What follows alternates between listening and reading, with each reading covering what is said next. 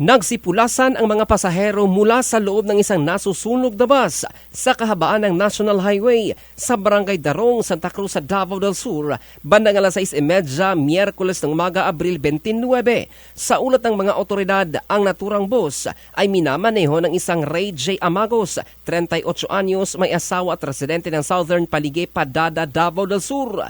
Patungo sana ang bus sa Holy Cross College, Davao upang dumalo sa isang seminar kasama ang mga pasahero na kinabibilangan ng mga estudyante mula sa Southeastern College ng Padada. Ayon sa salaysay ng driver, habang binabagtas nila ang nasabing lugar, ay bigla siyang nakarinig ng malakas na pagsabog mula sa kaliwang gulong ng bus.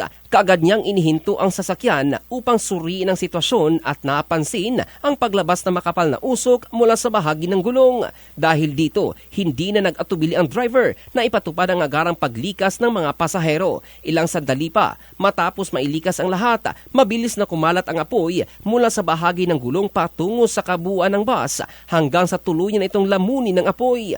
Nagdulot din ito ng pansamantalang pagkaantala ng daloy ng trapiko sa nasabing kalsada. Agad namang rumisponde ang mga tauhan ng Bureau of Fire Protection at lokal na pulisya upang apulahin ang sunog at tiyakin ang kaligtasan ng mga nasa paligid.